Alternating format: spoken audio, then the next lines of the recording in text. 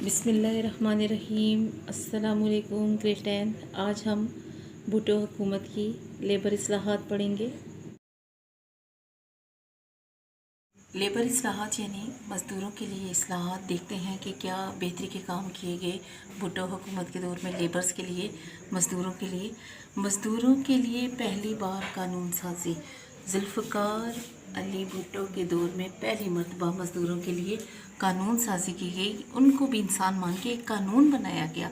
मज़दूरों और कारकुनों के बुनियादी हक़ को अवलियत दी गई, बिन कि उनके भी हकूक़ हैं, वो भी इंसान हैं, उनको भी रोटी कपड़े मकान के साथ मेडिकल की और बाकी दूसरी चीज़ों की भी ज़रूरत है। और मज़दूरों को मराहत दी गई, सहूलतें दी गई। सरमायादारों के हाथों मज़दूरों के इस्तेसाल का मतलब होता है किसी का हक मारना को रोकने की कोशिश की गई। सेकंड पॉइंट हम देखते हैं, मज़दूरों के लिए मेडिकल की सहूलत।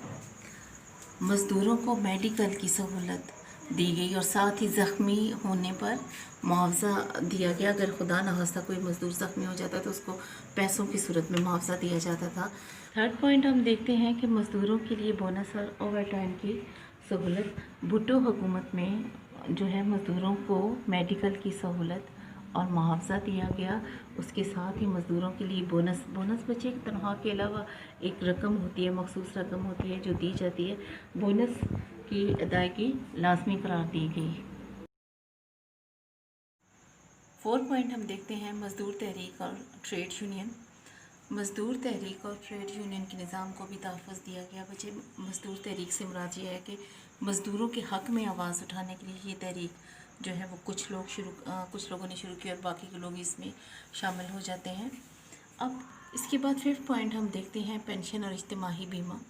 मज़दूरों के लिए बुढ़ापे की पेंशन और इज्तिमाही बीमा लाजमी करार दिया गया। बच्चे, आप लोगों ने देखा होगा कि जब 60 साल की उम्र में बंदा जब गवर्नमेंट जॉब से रिटायर्ड होता है तो उसे पेंशन दी जाती है, या फिर आप बीमा भी कह सकते हैं कि उनकी जो सैलरी होती है मंथली, उनमें से कुछ रकम काटी जाती है और वो कटौती होती रहती है। और जब रिटायर होता है वो मुलाजिम या मज़दूर तो उसे पेंशन की सूरत में वो दे दी जाती है।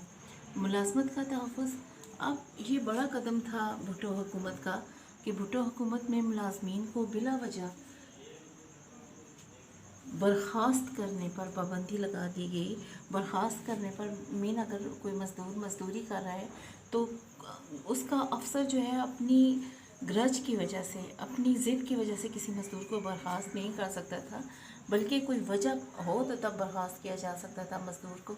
अदरवाइज से उसके काम से, उसकी जॉब से बर्खास्त या हटाया नहीं जा सकता था। बच्चों, आज हमने भुट्टो इस्लाहात में लेबर इस्लाहात पढ़ा। आपने ये नीट नोटबुक पे नीट करके लिखना है और इनबॉक्स में मुझे भेजना है। इंशाल्लाह आपका काम चेक किया जाएगा और साथ ही ये लेबर इस्लाहात याद करके आपने मुझे इनबॉक्स में सुनानी है। इंशाल्लाह आपको रिस्पांस दिया जाएगा।